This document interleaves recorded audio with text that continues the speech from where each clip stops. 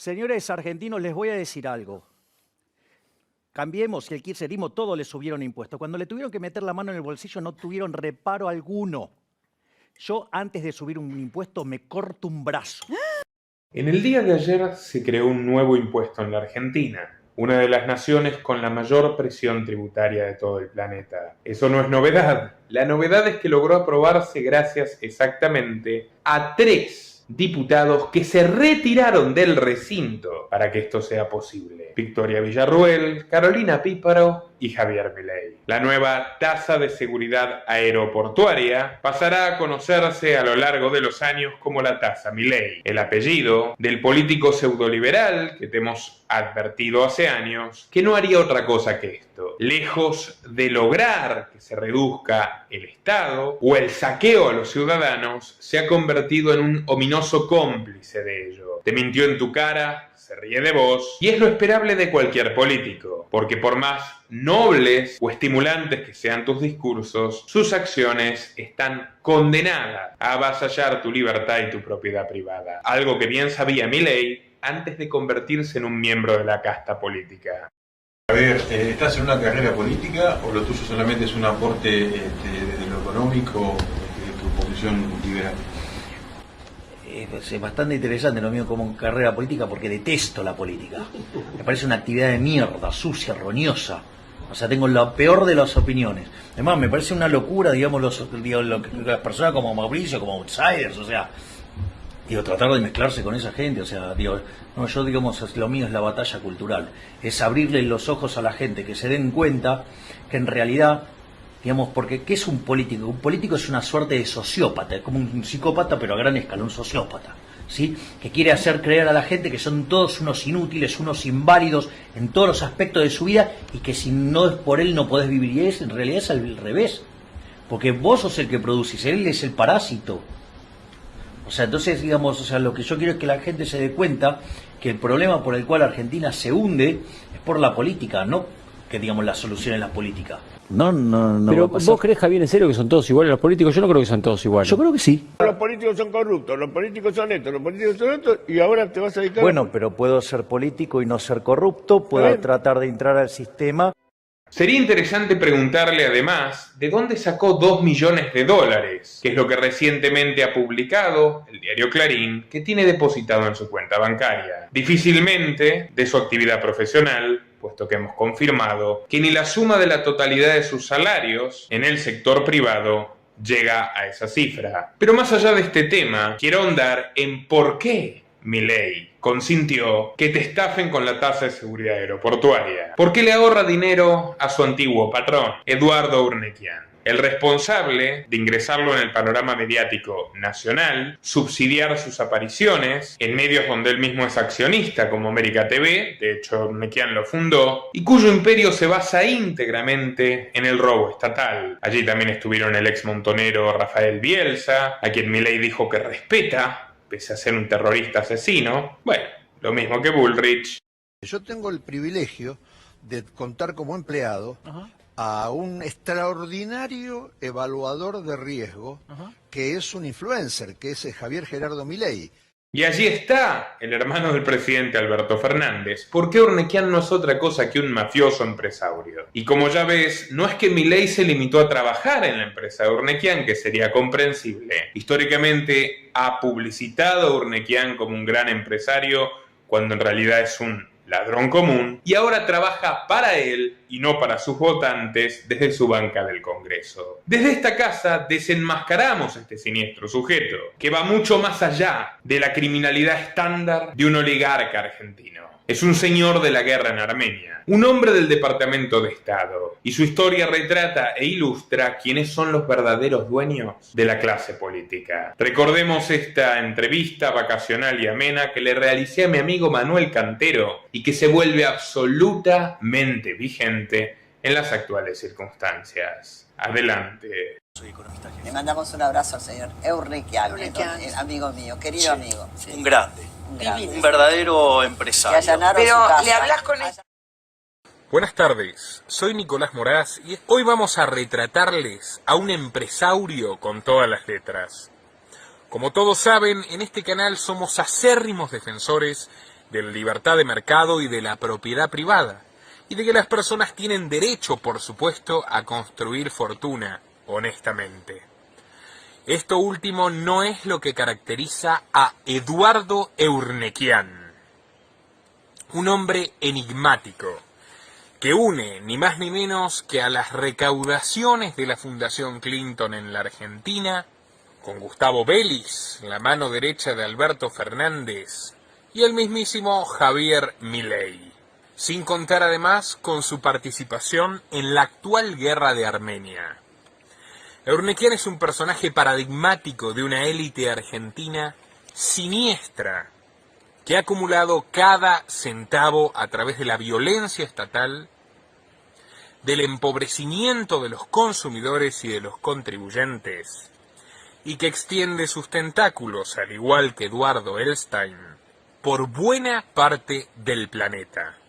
Y para ello convocamos a un gran amigo de esta casa y a uno de mis mejores amigos, Manuel Cantero. ¿Cómo están? Tanto tiempo. Tanto tiempo, sí. Viste que cada vez la escenografía se va empobreciendo más. Pero esta vez no se va a escuchar tan mal. Acompañamos el sinuoso y tumultuoso destino de la historia argentina. Bueno, Manu, a ver, ¿quién es Eduardo Eurnequian? Bueno, Eduardo Eurnequian es uno de los empresarios más grandes de Argentina, nacido en Argentina con descendencia armenia. Fue propietario de la Corporación América, un gran holding que incluye Aeropuertos Argentina 2000, una empresa que ha estado deambulando entre lo público y lo privado, o lo semi-privado, desde hace décadas. Antes de que tenga las acciones de Aeropuertos Argentina 2000, Eduardo Eurnequian fue dueño de Cablevisión en 1982, hasta que vendió la mitad de la empresa a Telecommunication Inc., una rama de AT&T, el gran conglomerado de televisión y telecomunicaciones estadounidense que domina buena parte del mercado telefónico del planeta. Sí. Siguió teniendo Cablevisión hasta 1997, que vendió la otra mitad que le quedaba al Citigroup. En 1998, durante las últimas privatizaciones de Menem, Eurnequian logra quedarse con los activos de Aeropuertos Argentina 2000. Esto estaba acompañado de un contrato de concesión con el gobierno, en el cual el gobierno tenía que suministrar inversiones de 562 millones de pesos en los primeros 4 años y luego 2.000 millones de pesos en inversiones totales para 2015.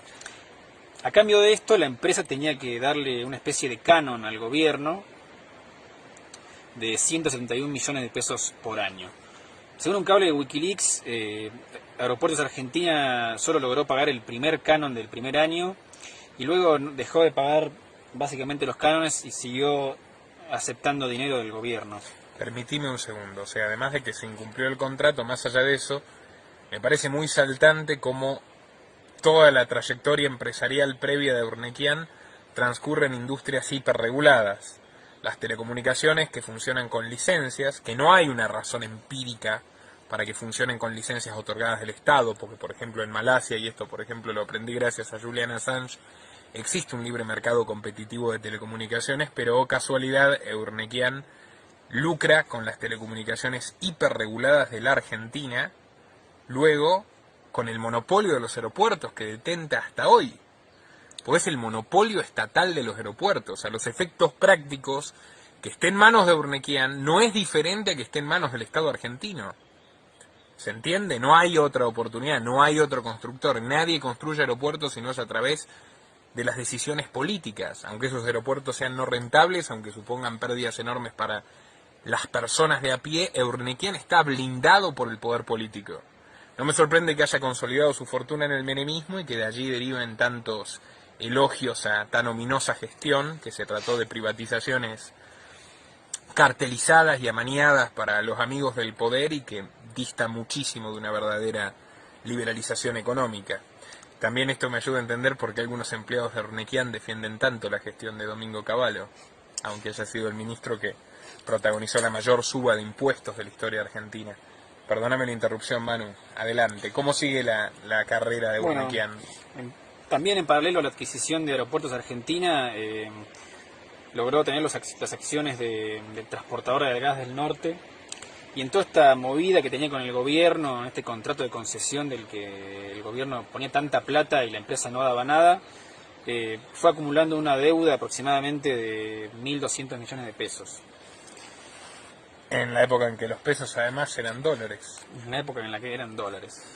Luego, en 2001, el propio Urnequian le exigiría el monopolio del cabotaje al jefe de gabinete de la Rúa, mientras al mismo tiempo invitaba a su mansión al expresidente Menem. En 2007, los depósitos fiscales de los aeropuertos de Ezeiza, Aeroparque, Córdoba, Mendoza y Mar del Plata pasarían a ser 100% de Aeropuerto Argentina 2000, reemplazando a la empresa de cargas aéreas del Atlántico Sur. Más tarde, el presidente Néstor Kirchner, en uno de sus últimos movimientos finales antes de dejar el cargo, aprobó una modificación del contrato de concesión con Aeropuertos Argentina 2000, la cual operaba ya los 33 aeropuertos principales del país. La concesión se había extendido hasta 2028 y la idea era invertir otros 2.000 millones de pesos en infraestructura. Muy a menudo Urnequian prestaba sus aviones privados a los Kirchner cuando los aviones del gobierno no estaban disponibles. Y ahora, saliendo un poco de la parte de Aeropuertos Argentina, todo el holding de Corporación América todavía tiene muchísimas más ramas en todo lo que respecta a Argentina.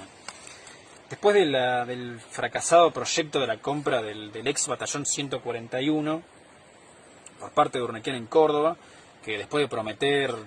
¿Que compró un batallón del ejército? Sí, compró un ex batallón y prometió hacer todo una obra caritativa, una empresa para... ¿Cómo se llama? Para limpiar el agua, para... Sí, para deducir impuestos. Sí, al final, hoy en día, bueno, la gente de Córdoba lo sabe, es un baldío abandonado lleno de ratas en medio de la ciudad capital, nadie hace nada y está totalmente abandonado. El esplendor del capitalismo corporativo. Además de tener eso en Córdoba, también tiene la concesión del aeropuerto y tuvo la explotación de la Ruta 36 con su constructora Helport. 12.000 kilómetros de rutas estatales de concesión para Corporación América a través de los gobiernos de Carlos Menem, Fernando de la Rúa, Néstor y Cristina Kirchner. Sabemos que es un hombre claramente transversal, un amigo de la democracia. Un amigo del gobierno. Para la Ruta 36 se destinaron desde las arcas del Estado 415 millones de pesos y la ruta quedó en pésimo estado. El gobernador entonces, Juan Manuel de la Sota, tuvo que imponer la tasa vial para reparar la ruta. Estas acusaciones... O sea, contratan al mafioso Urnequian con dinero usurpado a los contribuyentes para que la ruta haya quedado en pésimo estado y después haya que cobrar un impuesto adicional, o sea, robar más dinero para poner en condiciones el desastre de Urnequian. Sí, esta no es la primera acusación que tiene Helport en temas de licitaciones y ganar contratos para después llevarse la plata por el sobreprecio de las obras públicas. Una maniobra que viene dándole de comer a la oligarquía argentina en los últimos 100 años. El inmenso capital de Urnequian llevó irreductiblemente a estar selecto en el grupo de los argentinos en los Panama Papers acusados de lavado de dinero. En 2019, más cerca de la fecha de hoy, antes de desatada toda esta histeria social demencial, Urnequian llevó a cabo la creación del primer banco 100% digital del país, en una operación diseñada y llevada a cabo junto a Indra Systems, la empresa de telecomunicaciones, transporte y defensa militar española. Cabe aclarar que es una de las empresas más corruptas de España casi, con una participación del 20% del Estado, un 10% de la familia March, que es la élite española, y otro 10% de Fidelity Investment, una de las grandes firmas de Wall Street. Dame un segundo.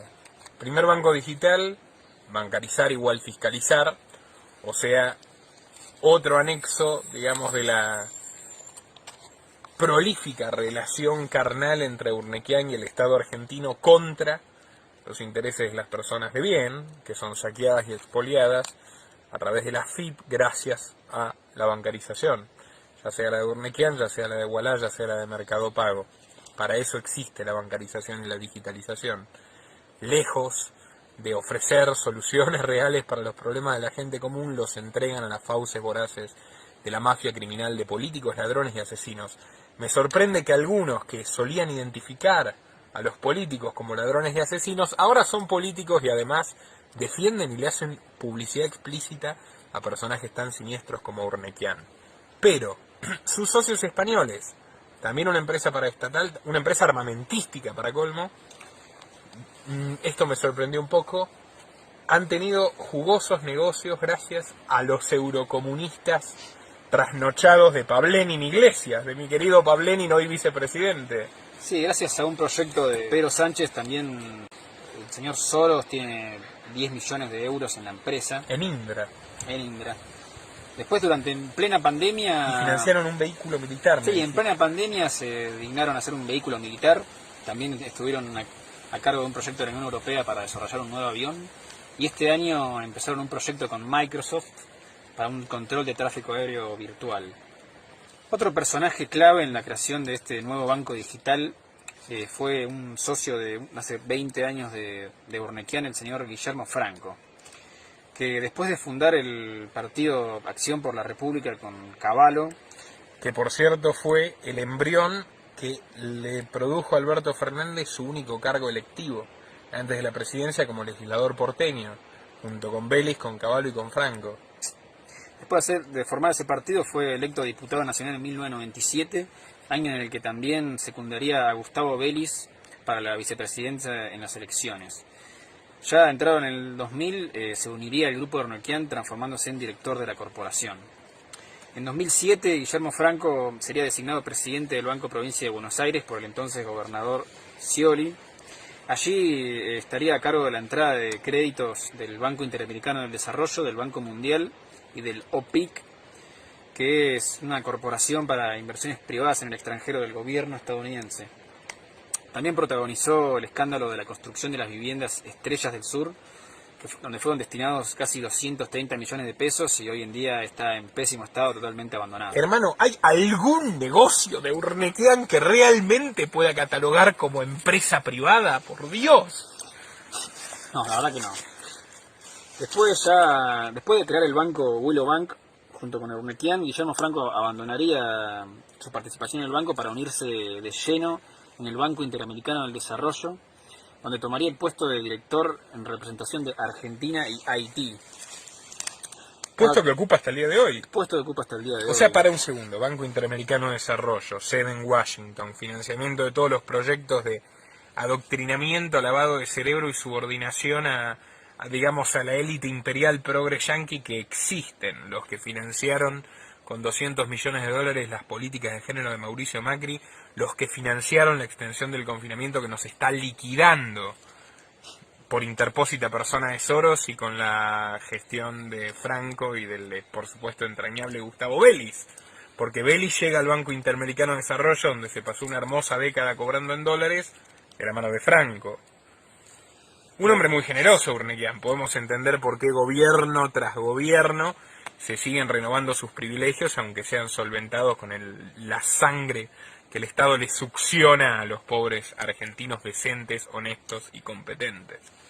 Sí, es menester de aclarar la situación de Haití con respecto al Banco Interamericano de Desarrollo de Estados Unidos. Haití es un país que ha sido devastado y presionado por Estados Unidos desde su revolución hasta el día de hoy, pasando por las invasiones de 1914, las dictaduras anticomunistas del régimen de Duvalier, la invasión de 1994 y la pésima relación con la que se mantiene hoy en día.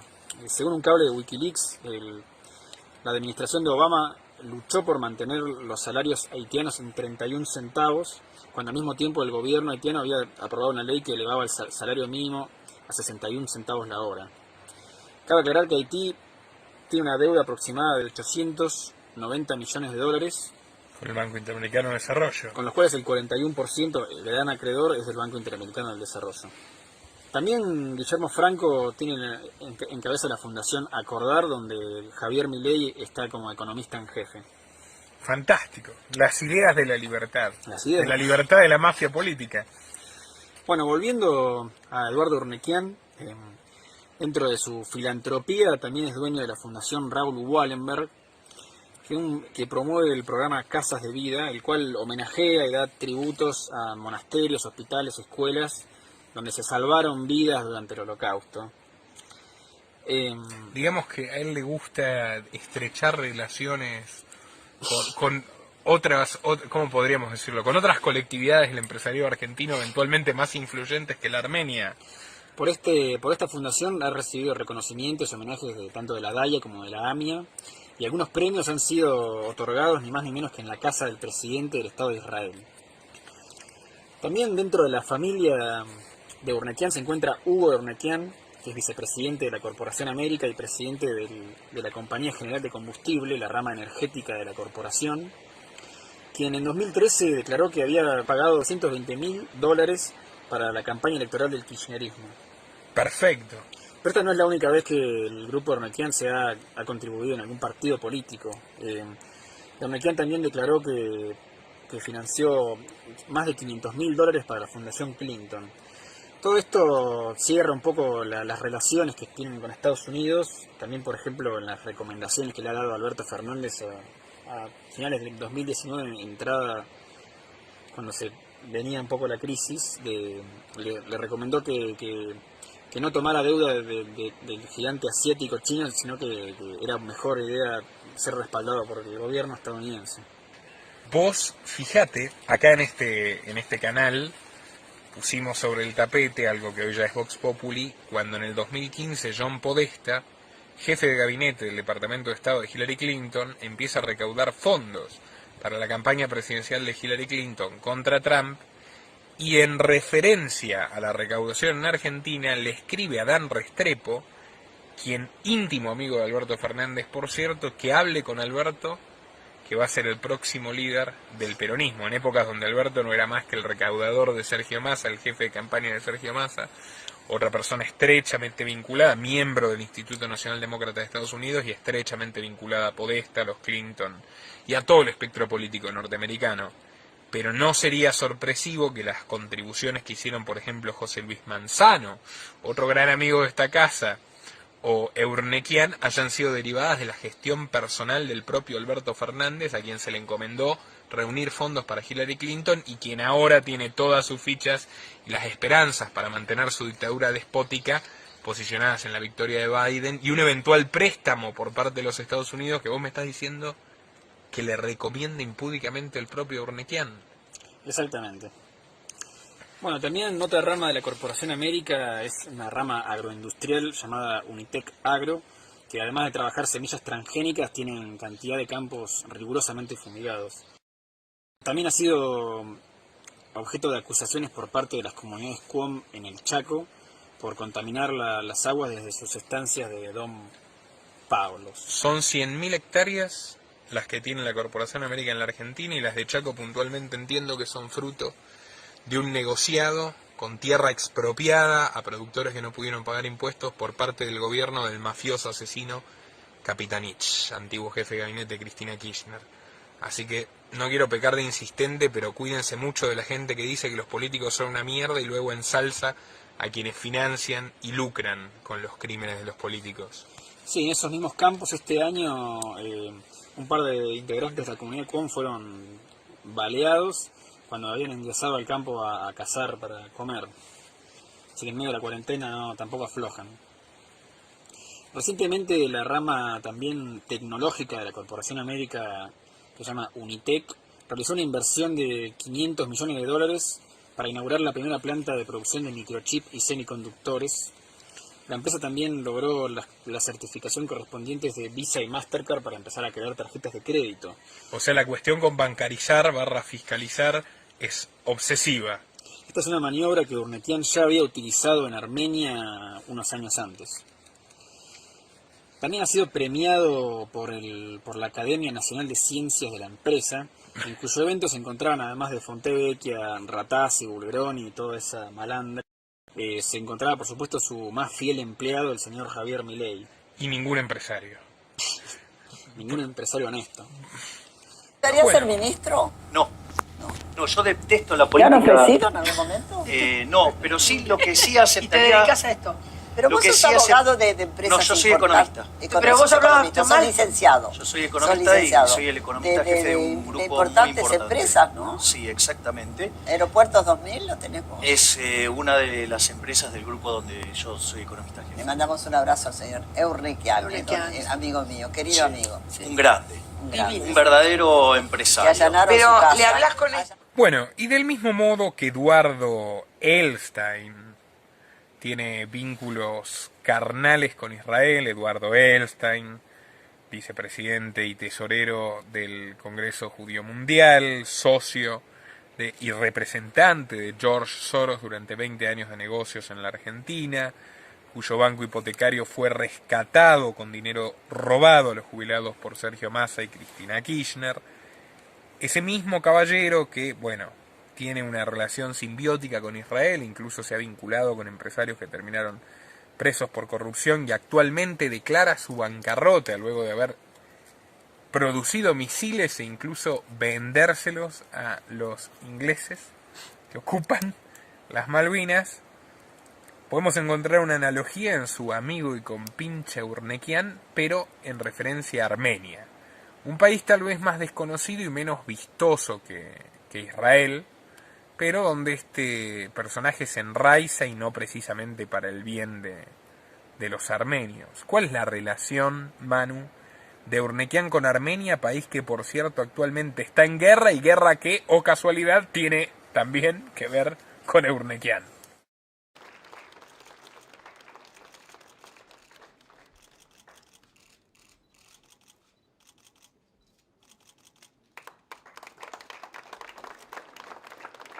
երեխաները մենք էլ նրանց կբուժենք, նրանց կյանքը կերկարացնենք։ Դոզեր երազանք իրականացնենք։ Կարևորը լավ ունենք լավ մասնակցություն։ Դասակոպի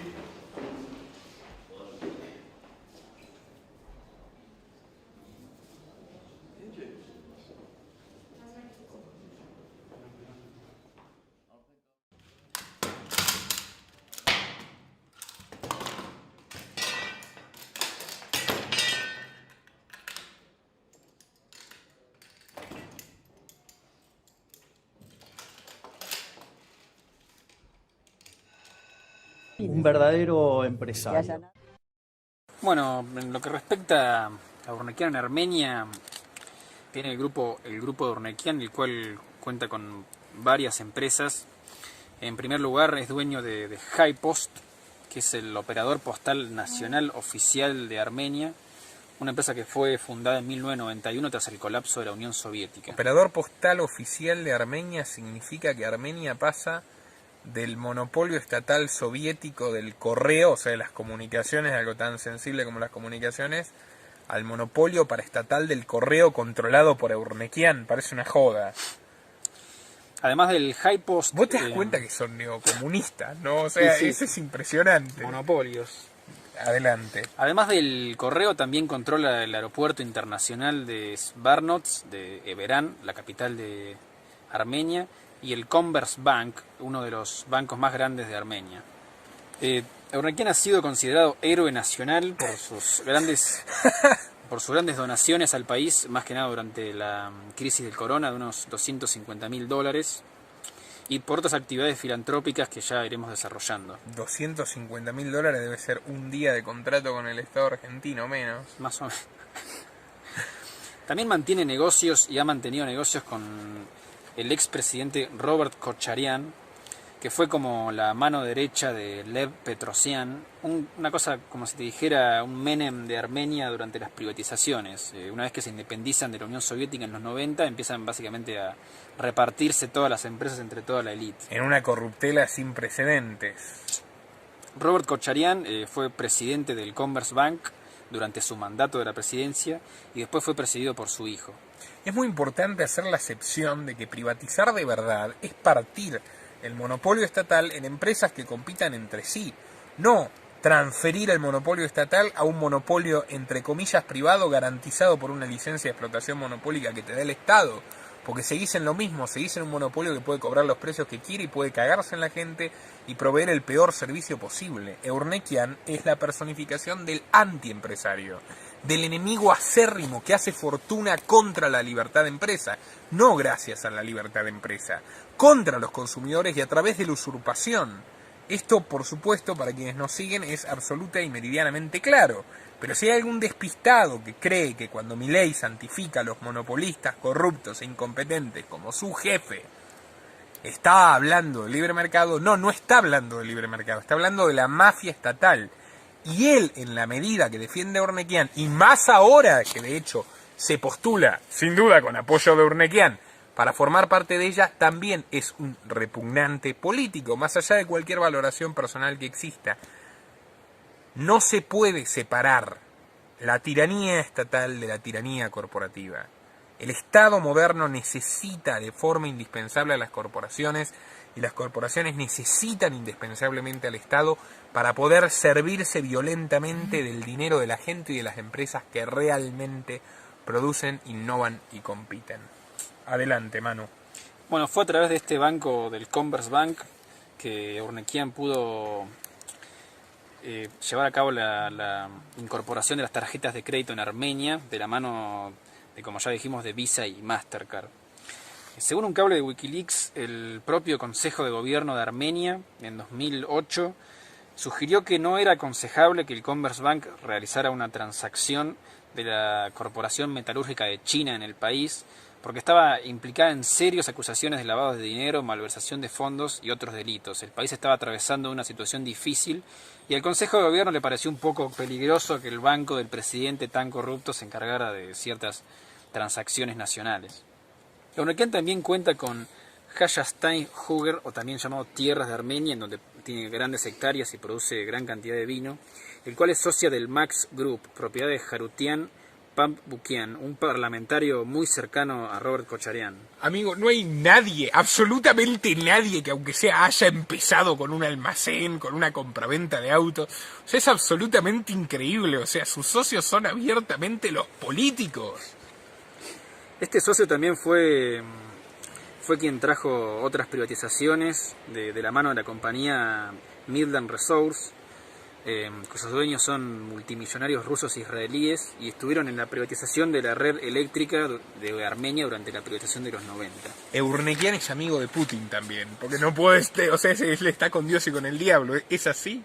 Tiene vínculos con la oligarquía paraestatal rusa putinista. Sí, ahora tiempo. Vamos para eso.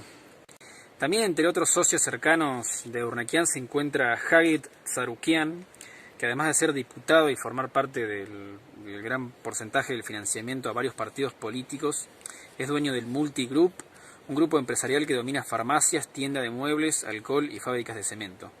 Cuando estamos hablando de que son socios, no necesariamente nos referimos a que tengan acciones en una empresa en particular, sino que sus maniobras las hacen para beneficiar a sus socios. Por ejemplo, la demolición de una de las torres principales del aeropuerto a cargo de Urnequian.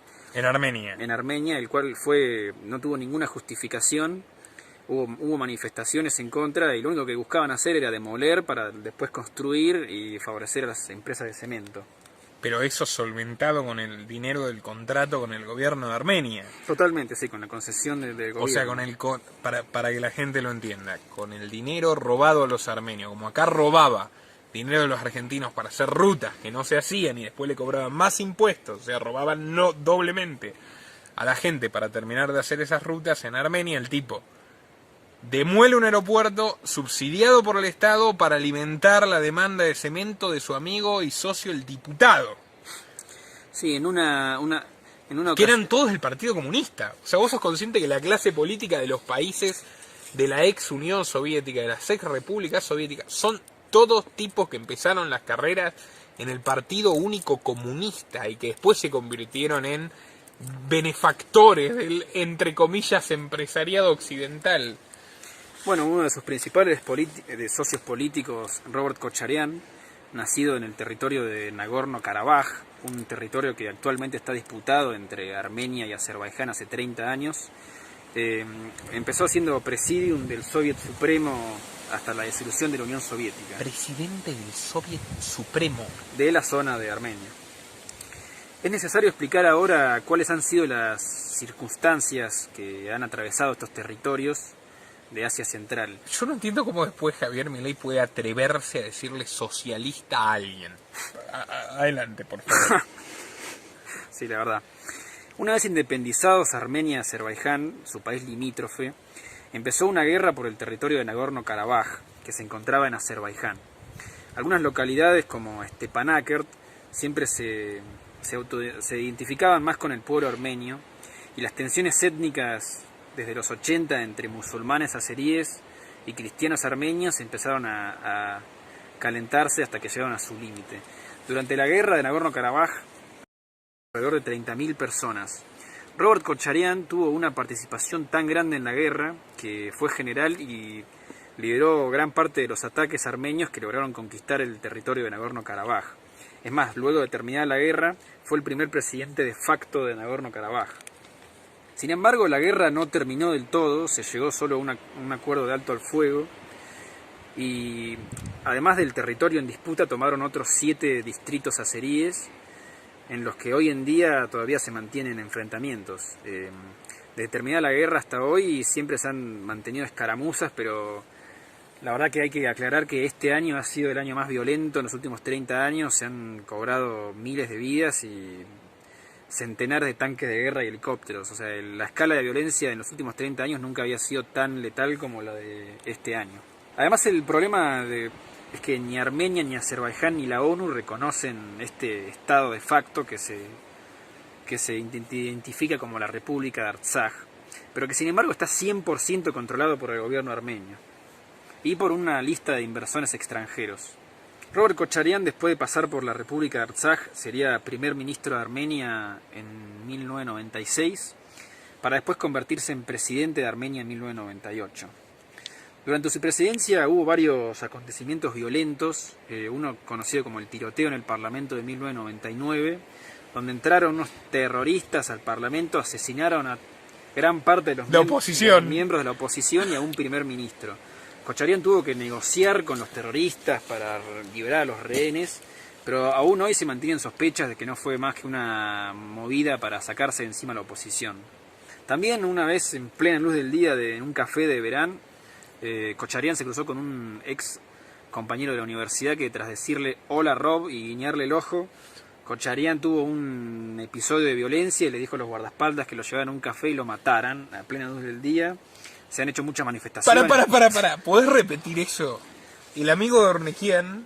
Sí, asesinó a un amigo que lo saludó en un café, no le gustó la manera en que lo saludó y le ordenó a los guardaespaldas matarlo en el baño del café a plena luz del día.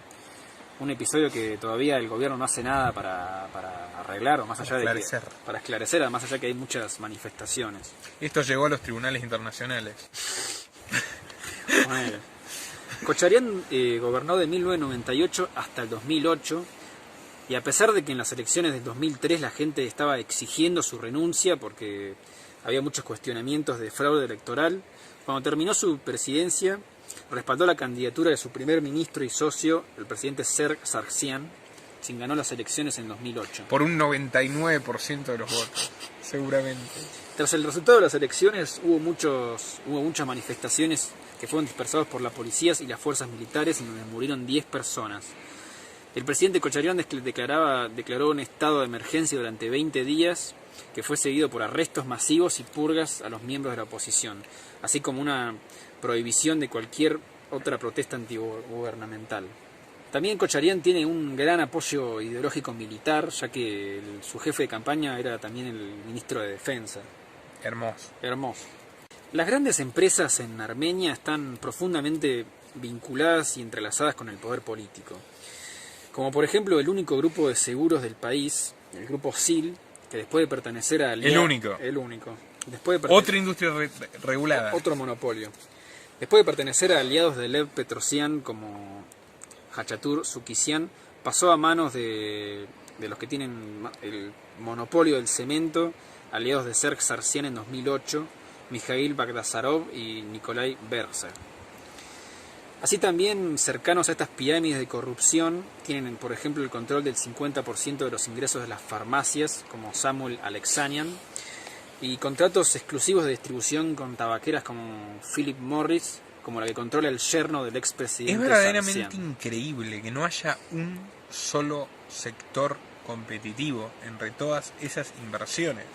O sea, vos sos socio de los políticos que te dan las licencias y los permisos para que vos explotes un sector de la economía que otro no puede explotar porque si no lo matan. O sea, es una cosa verdaderamente aberrante, pues absolutamente ilustrativo de cómo se construye fortuna en este capitalismo corporativo antiliberal y antimercado que endiosan algunos ignorantes o corruptos pseudoliberales vernáculos. Proseguí, Manu. Bueno, cabe aclarar que en Stepanakert, la capital de la República de Artsaj, controlada por Armenia, se encuentran un número de bancos privados armenios, pero que no son todos los bancos. Por supuesto, el Commerzbank de Urnekian, sin falta. También se encuentra el Ardishbet Bank, también propiedad del hijo de Kocharian. El Ararat Bank, propiedad del yerno del expresidente Sargsyan. Y el Ameria Bank, propiedad del ruso multimillonario Rubén Bardanian, que también fue presidente del AGBU, que es la Unión General para la Benevolencia de Armenia, la cual ha premiado a Eduardo Ornequian como constructor en jefe de Armenia, dándole muchos premios y reconocimientos y homenajeándolo.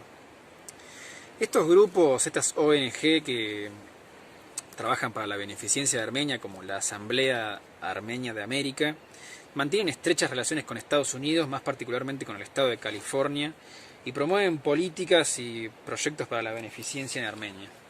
En la línea de la izquierda californiana, Obviamente, me imagino, de Zuckerberg y... obviamente, además de políticas feministas, intentan traer inversiones al país. Por ejemplo, apoyan en gran medida la autonomía de la República de Artsaj, más allá de que Estados Unidos no lo considere un país, afirmando que además de proporcionar una vida mejor para el pueblo y una economía fuerte, es necesario tener un ejército fuerte y una seguridad más segura. A cargo de Eduardo Ornequian. En 2012 el AGBU puso en proyecto un plan que mandaba a estudiantes calificados del Ministerio de Defensa de Artsaj a hacer posgrados a Estados Unidos. Como ya dijimos, un expresidente que ahora forma parte de la Junta Directiva Central, Rubén Bardanian, tiene amplias relaciones económicas con Rusia, siendo expresidente del Sberbank, que es el banco de préstamos estatal más grande de Rusia, y además ha estado trabajando estrechamente con la empresa estatal rusa Rosoporonexport, la cual está encargada de la importación y exportación de armas de Rusia, obviamente bajo control estatal gracias a Putin. Bardanian ahora forma parte del consejo de varias empresas controladas por Rosoporonexport, como Sukhoi Civil Aviation, que encabeza proyectos respaldados por el Kremlin, y Rutspetsal, un productor de acero especializado en aplicaciones militares. Además, bancos como el Sberbank han funcionado para empresas militares rusas en otros momentos, como por ejemplo en la creación del avión Su-35. Y para la financiación de candidatos euroescépticos a favor de los intereses geopolíticos de Putin en Europa.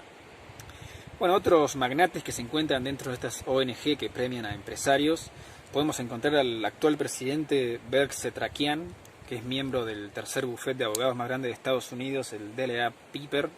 También un colega de Bardanian se encuentra Jai Harishan, presidente de la firma Alex Brown, que es la rama financiera de la multinacional estadounidense Raymond James, y Bartkes Knadjian, que es presidente de la empresa más antigua alemana de diamantes llamada Bax & Strauss, la cual tiene un episodio bastante extraño en este problema territorial. En 2006 se asocia con la relojera ultralujosa suiza Frank Müller, la cual ha sido acusada por el gobierno de Azerbaiyán de realizar excavaciones ilegales dentro de los distritos ocupados por los armenios. Bueno, y siguiendo con la relación entre Eurnekian y estas ONGs, que en realidad empezaron después del genocidio armenio, buscando un tipo de reconocimiento mundial, y ahora la verdad que más se especializan más en buscar inversiones rusas y estadounidenses en el país, y de por supuesto favorecer los intereses de los dirigentes que los dirigen. El AGBU junto con Eurnekian también forman parte de los financistas del fondo Hatanyan Armenia, el cual Eurnekian ha donado 3.5 millones de dólares. Entre otros financistas también se encontraba un multimillonario ruso, Samuel Karapetian, quien junto a otros colegas pagaron la fianza de 4 millones de dólares para la liberación de Robert Kocharian, Del asesino. Sí, acusado de corrupción en junio de este mismo año. Estaba preso y los socios de Eurnekian y de estas ONG le pagaron la fianza. También otro gran financista que se puede mencionar entre estos yanquis que trabajan en las diásporas armenias dentro de Armenia, codeándose con Eurnekian, está el caso de Kirk Kerkorian. Diásporas armenias, descendientes armenios que nacieron en el exterior, que se destacaron por algún tipo de artilugio mafioso, como es el caso de Eurnekian, y que vuelven a Armenia a depredar lo que queda de ese pobre país. Bueno, Kirk Kerkorian, director ejecutivo y presidente de Trasinda Corporation, una empresa que ha construido los 4 hoteles más grandes de Las Vegas, que ha tenido el 10% de General Motors, el 6% de Ford, y que por 40 años fue dueño de la productora de cine Metro Goldwyn Mayer. Ha donado más de $1.000 millones a la beneficencia en Armenia, junto con estas ONGs, junto con el financiamiento de la ruta que va desde Armenia a Nagorno-Karabaj. Bueno, Eurnekian también ha colaborado con la ciudad de Stepanakert en este territorio, donando computadoras y en la construcción de escuelas. De hecho, mantiene una estrecha relación con la Iglesia Apostólica Armenia, siendo accionista del 10% de los fondos de la Iglesia Apostólica en Armenia. Hasta tiene un colegio apostólico que lleva su propio nombre. Me estás jodiendo. El Colegio Eurnekian. Es accionista. Es accionista de los fondos del patrimonio de la iglesia. Sí. Es curioso que donde más se encuentren apostólicos cristianos en Armenia sea en el sur de Armenia y muy cerca de la zona en conflicto con Azerbaiyán. O sea, para vos me estás diciendo que la influencia de este muchacho en esa zona se vincula con la guerra. Sí, la verdad, o sea, cada vez más los dos países están en un alza de nacionalismo religioso. Este año ha sido en el que más han invertido en armas. Eurnekian está exaltando el nacionalismo religioso en aras de fomentar un conflicto bélico, donde ganan él y todos sus socios, por supuesto, a través de un colegio. Sí, a través de, de computadoras y financiamiento.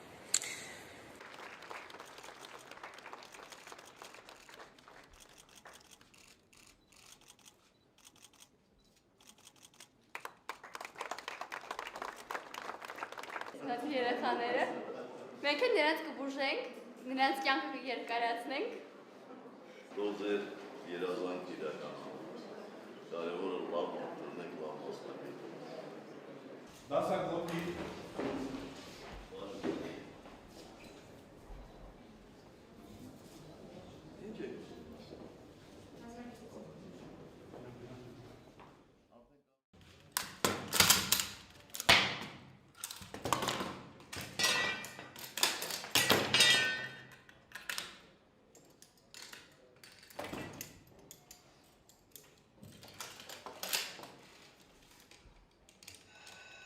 Un verdadero empresario. Bueno, Azerbaiyán tampoco es un país que se salva de esta situación, por más que esté pidiendo que se devuelvan los territorios ocupados. Es el cliente número 1 de armas de Israel, de toda la zona de Asia Central, y de este año también tuvo el apoyo de Turquía. Y también es una dinastía bastante oligárquica. O sea, son dos estados que con un servicio militar obligatorio, que hace 30 años que están en un conflicto militar que no se resuelve y que básicamente llevan gente y a justificar la inversión enorme en defensa que hace que los estados totalmente corruptos estén 100% militarizados. Y las corporaciones mafiosas ganan dinero a expensas de sangre inocente. El propio Eurnekian este año, tras el alza de la violencia en los conflictos, salió a decir que estaba muy enojado y molesto con la actitud de la ONU frente al conflicto, diciendo que en realidad estaban protegiendo los intereses de Estados Unidos y Rusia. Parece muy copado, sí, un niño, un hippie. Un poquito cínico, realmente, Eurnekian. Sí, pero realmente cuando se codea con las ONG... Sí, basta poner la lupa sobre los intereses de Rusia y Estados Unidos y ahí aparece Eurnekian. Sí, parece que cuando lo homenajean esas ONG, más medio como que se olvida de su lado pacifista y sonríe para la cámara y acepta los homenajes. Así se puede ver hasta dónde llegan las relaciones empresariales, hasta que van desde Argentina, Armenia, hasta los lugares más turbios y más complicados dentro del gobierno de Armenia, en este tipo de lo que se dice como polvorín, porque la verdad que no hacen más que gastar en defensa al pedo en un enfrentamiento inútil. Planeado para nunca terminar. Sí, la verdad que no parece. Ya el grupo Minsk, que está llevado a cabo por Estados Unidos, Rusia y Francia, hace 30 años que se la pasan intentando dialogar y siempre le echan la culpa a alguno de los dos países por empezar los disturbios.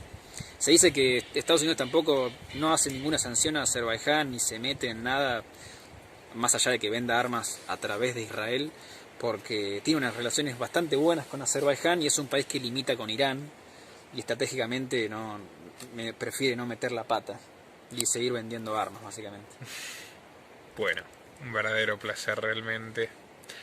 Así que por favor compartan este programa, especialmente a los amigos de nuestro querido Javier Milei, que ahora se postula seguramente con el beneplácito de este prohombre de la empresa comunista que se llama Eduardo Urnequian. Así que bueno, muchas gracias y hasta la próxima. Nuestro trabajo depende de tu apoyo. Para que siga siendo posible, realiza tu donativo desde tan solo $2 por mes a través de Patreon, en los links que están en la descripción o en el comentario destacado. También podés hacerlo a través de la opción Unirte de YouTube, y si estás en Argentina, con el medio de tu preferencia a través de Mercado Pago.